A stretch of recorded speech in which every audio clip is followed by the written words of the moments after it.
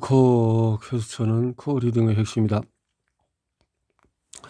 코어 리딩에서 가장 중요한 것은 코어 퀘스천, 핵심 질문을 하는 것이다. 그렇다면 그냥 질문과 핵심 질문, 퀘스천과 코어 퀘스천에는 어떤 차이가 있을까? 먼저 코어 퀘스천은 다음 세 가지 사이클을 통해서 만들어진다. 퀘스천, 캡, 코어 퀘스천. 코어 퀘스천의 사이클을 만드는 세 가지는 호기심, 호기심을 토대로 한 질문, 관점, 나만의 생각뼈대가 만들어진다. 이 세 가지 사이클이 잘 돌아갈 때 비로소 코어 퀘스천을 할 수 있다. 핵심을 아는 것은 본질을 아는 것이고, 본질을 안다는 것은 겉이 아닌 속을 이해하는 것이다.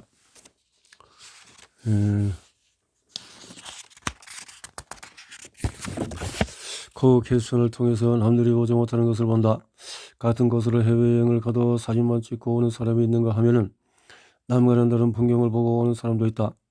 로마 바티칸 성당에서 신이 내린 천지예술가 미켈란젤로 부나로티의 피에타가 전시되어 있다. 누군가는 로마 여행에서 빼놓을 수 없는 필수 코스려니 그저 유명한 조각상이려니 하고 조각상 외관만 보는 데서 끝날 수도 있다. 하지만 코어 리딩을 하는 사람이라면 분명 다른 관점으로 그 조각상을 볼 것이다. 호기심이 생기고 거기서 질문이 생성되기 때문이다. 왜 아들인 예수가 마리아보다 작은 책으로 만들어졌을까? 마리아의 얼굴이 젊게 표현된 이유는 뭐지? 미켈란젤로라는 조각가는 조각이라는 행위를 통해서 무엇을 구현하고자 한 것일까? 이런 식의 질문을 던지고 그에 대한 해답을 찾아가면서 자신만의 관점과 통찰이 생겨난다. 피에타에서 예수의 몸이 작게 보이는 것은 조각상을 바라보는 시선 때문이다. 미켈란젤로는 정면에서 바라보는 사람의 시선이 아니라 위에서 내려다보는 신의 시선에 중점을 두고 예수와 마리아를 조각했다. 그런 이유로 피에타는 부감숏으로 봐야지만 비로소 예수와 마리아의 몸의 비율이 제대로 보인다. 작가가 자신의 작품이 어떤 시선으로 보여지기를 원했는지 알 수 있는 대목이다. 그뿐 아니라 미켈란젤로라는 작가에 대해서 미리 공부를 하고 간다면 분명히 더 많은 것들을 느낄 수가 있다. 미켈란젤로는 나는 조각을 하는 것이 아니라 돌 안에 숨어있는 형상을 꺼내줄 뿐이다 라는 말을 했다. 그에게 조각은 돌 속에 영혼을 불어넣는 과정이었기에 평생 완벽한 돌을 찾아 헤맸다. 피에타를 작업할 때는 돌을 겨내고 운반하는 과정에만 9개월 이상 걸렸다고 한다. 이러한 스토리를 모르고서 그의 작품을 본다면 그것은 그저 유명하고 아름다운 조각상 정도의 머무를지도 모른다. 하지만 미켈란젤로라는 작가 개인의 스토리, 그가 작품의 재료를 구하는 태도, 작품에 얽힌 비하 등을 알고 간다면 같은 조각상을 전혀 다른 관점으로 보게 된다. 알면 알수록 궁금한 것들이 더 늘어나게 마련이다. 즉 코어 퀘스천을 하게 되는 것이다. 코어 리딩을 알면 인생이 달라진다. 안도 다다오는 건축의 아버지 르코르 비지에를 만나자고 했으나 그를 만나지 못했다. 어쩌면 아이러니하게도 그를 만나지 못한 것이 다다오의 코어 리딩을 더욱 강화했을지도 모를 일이다. 만일 르코르 비지에를 만나서 원하는 답을 들었다면 그가 제시한 답안에 갇혔을지도 모른다. 호기심이라는 에너지가 있는 사람들은 잘 될 수밖에 없다. 그래서 텍스트 리딩, 띵킹 리딩, 액션 리딩, 독서, 재테크, 현상, 사람 문제, 나는 영감보다도 소중한 것이 호기심이다. 투자의 기재이자 세계적인 부호인 워렌 버핏이 투자에 성공한 또 투자에 대한 끊임없는 호기심 때문이다. 그는 어린 시절에도 이미 남달랐다. 코올라를 매입해서 팔거나 경마 예상 결과를 게재하는 신문을 판매하는 등 상업적인 재능을 발휘했다. 이는 타고난 재능이 아니라 어떻게 하면 돈을 벌 수 있을까에 대한 스스로에 대한 끊임없는 질문 결과가 탄생한 재능이다. 주식 투자에 흥미가 있었던 버핏은 벤저민 그레임을 동경했고 그에게서 주식 투자의 핵심을 배우고 싶어 했다. 콜ум비아 대학에서 MBA를 취득한 후에는 몇 번이나 벤저민 그레임을 찾아갔고 결국 그의 밑에서 일하게 되었다. 이런 식의 코어 퀘스천이 그를 세계 최고의 부자로 만들었다고 해도 과언이 아니다.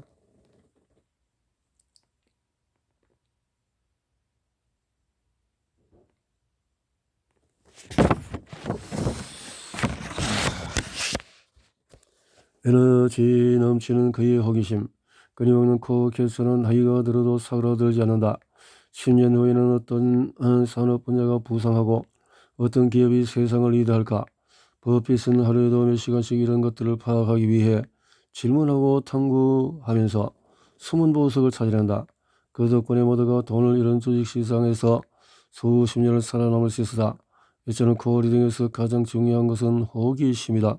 이런 의미에서 보자면 코어리딩은 단순한 독서법이 아니라 생각법이라고 할 수 있다. 생각법.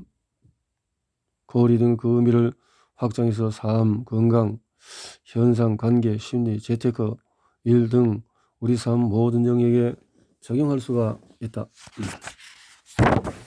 인풋과 아웃풋은 동방선장의 성장의 관계이다. 코어리딩은 효과적인 책 읽기의 방법이다. 다시 말해서 책에서 말하고자 하는 본질을 파악하는 방법이다. 코어리딩을 단순하게 정리하자면 이렇게 말할 수 있다. 자신의 문제 해결을 위한 핵심을 책에서 3시간 안에 찾고 읽고 정리하는 방법이다. 이것을 조금 풀어서 설명하자. 여기서 말하는 문제는 다양하게 적용할 수가 있다. 문제는 다양하게 적용할 수 있다. 사람일 수도 있고 돈은 버는 방법일 수도 있다. 건강, 일, 관계 등 무엇이라도 가능하다.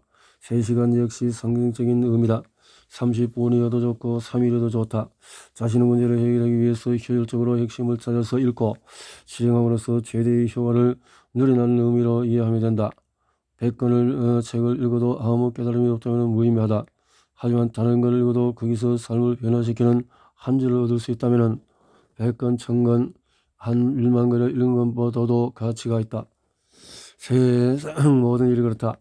핵심을 파악하지 못한 채 열심히 일한다고 승진하거나 부자가 되지 않는다. 열심히 하는 것보다는 잘하는 것이 중요하다. 마음이 하는 것보다도 제대로 하는 것이 중요하다. 따라서 중요한 것은 핵심을 파악하는 것이다. 이제부터 그 구체적인 방법을 살펴보자. 효율과 효과의 강점을 결합해서 시너지를 내어라. 효율과 효과는 이펙트로는 라틴어에서 유래하며 그 뿌리가 같다. 효율은 일을 완수하는 과정의 뛰어난 정도를 일컫는다. 반면에 효과는 결과의 뛰어난 정도를 의미한다. 이 둘은 마치 동전의 앞면과 뒷면에서 서로 뗄래야 뗄 수 없는 관계다. 효율을 높이기 위해서 효과를 포기하거나 효과를 높이기 위해서 효율을 포기할 필요가 없다는 뜻이다. 어떤 일에 있어서 결과만 우선시하다가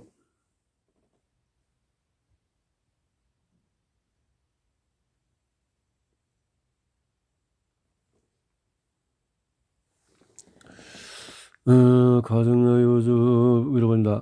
한 주 업무를 이틀 만에 끝냈지만 성과는 좋지 않았다. 혹은 한 달에 일권의 책을 읽었으나 또 지식도 감동도 얻지 못했다. 그렇다면 효율만 있을 뿐 효과가 없는 것이다. 어느 시점에는 효율이든 효과든 한쪽에 무게중심을 둘 수밖에 없다. 그러나 궁극적으로는 이 둘의 강점이 결합되어야만 지속적인 성과 창출이 가능하다. 따라서 독서에 있어서의 코어리딩은 효율적인 과정을 기본으로 자신의 문제 해결에 집중하는 효과적인 책 읽기라고 할 수 있다. 책 읽기 효과. 개념 설계 역량이 탁월하면 효과와 효율이 높아진다. 우리나라에는 엄청난 비용을 지불하면서 건축물의 설계를 해외에 맡기는 경우가 많다. 이유는 아직도 우리나라는 건축 개념 설계 역량이 부족하기 때문이다. 세계에서 6번째로 높은 건물인 1, 2, 3층의 롯데타워 월드를 예를 들어 설명해보자. 토목, 건축, 구조 등 세계의 설계 분야에서 영국, 미국 기업이 참여했다. 토목 설계는 영국 기업 A름이 맡았고 서건축은 미국의 초고층 전문 설계업체 체인 KPF가 맡았다. 건물의 구조 설계는 미국의 LERA사가 맡았고 미국 TT사가 이를 검증했다. 미국에서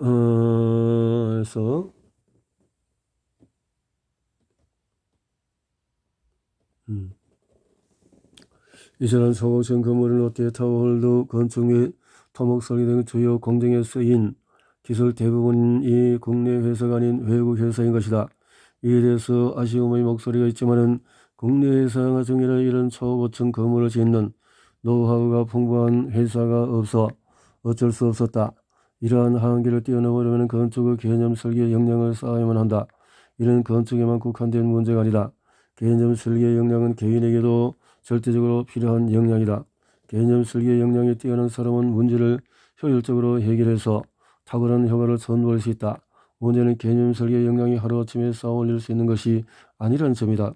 하지만 어렵게 생각할 것도 없다.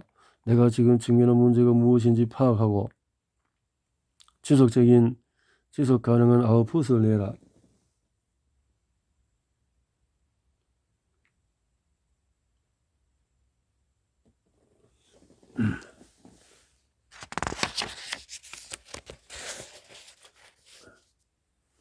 메밀국수 가게 사장으로도 열심이다. 코어리딩을 통해서 인생의 대전환을 가져온 사람 중에 한 명이다. 고명한 씨는 이런 이야기를 했다. 집에서 책을 읽던 어느 날 서재에 꽂혀있는 책을 세어보니 1200권이 넘질 처음부터 끝까지 읽은 책이 1000여 권이었어요. 이렇게 책을 많이 읽었는데 나는 책 읽고 뭘 했나라는 생각이 들더군요. 인풋은 정글이었지만 아웃풋은 제로였던 셈이다. 그는 책을 읽지 말고 책이 시키는 대로 살아보자라고 마음먹고 책이 시키는 대로 실행을 해봤다. 여기서 책이 시키는 대로 실행했다는 것은 아무 생각 없이 따랐다는 의미가 아니다. 필터는 통해서 핵심을 찾아내고 그것을 자신이 맞도록 했다는 것이다. 그래서 메밀국수 등등등등 메밀국수를 결정해서 그 다음에 영감을 얻은 것은 보랏빛 솟아온다라고 해서 그 네이버로 알고 고객이 말하도록 해보자 해서 맛있다는 후기가 올라오고 당연히 핑계 파는 것이 인간이다. 읽고서 주문을 받을 때마다 손님 말을 그대로 따르는 것이 호감을 높인다는 사실을 알게 됐다. 이것이 바로 활용이다. 왜 팔리는가를 읽고 나중에 식감이 음식 맛을 좌우한다는 사실을 냈다. 식감이 굵은 국수.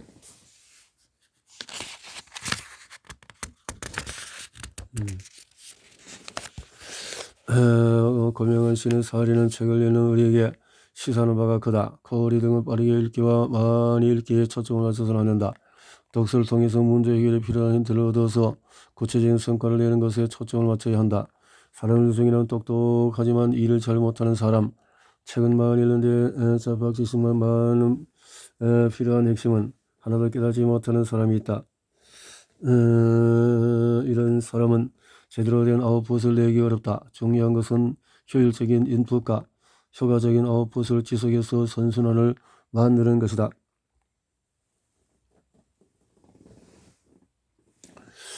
문제 해결의 비밀은 열쇠. 코어워드. 아서 코난 도일의 중세 연구에서 셜록 홈즈는 이렇게 말한다. 왓슨 처리라는 말이지. 수도꼭지에서 떨어지는 물 한 방울로 나이가라 폭도를 떠올리는 일이야. 이 말은 추리뿐 아니라 코어리딩 권질의 압축적인 설명을 대사다. 비겁게만 느껴지는 우리 문제나 고민도 전체를 무너뜨릴 수 있는 하나의 도미노를 찾아내기하면 해결할 수 있다. 그 하나의 도미노를 넘어뜨림으로써 우리 키보다도 10배, 20배 더 큰 도미노를 의외로 쉽게 무너뜨릴 수 있다. 중요한 것은 그 첫 번째 도미노가 무엇인지를 찾는 일이다. 고명은 씨가 사업을 4번이나 실패한 것도 그 첫 번째 도미노를 찾지 못했기 때문이다. 우리 역시 마찬가지다. 우리 모두가 은퇴할 때쯤이면 큰 돈은 아니어도 몇 억대의 자산, 자기의 명예의 집안채, 그리고 경제적인 자유를 소망한다. 하지만 이런 소망을 이룬 사람은 생각보다 많지 않다. 그 이유는 20에서 30대부터 의미 있는 무언가를 일정하게 지속으로 하지 않았기 때문이다. 즉 첫 번째 도미노, 인생의 핵심을 찾는 노력을 꾸준히 하지 않는 것이다. 코어워드는 어떻게 한 권의 책이 되는가?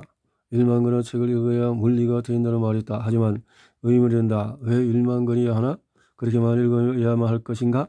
양이 넘쳐야 질이 보정된다는 지루한 양질 전환 법칙이 아주 일리가 없는 것은 아니지만 10권으로 1만 권을 읽은 효과를 낼 수 있다면 어떨까?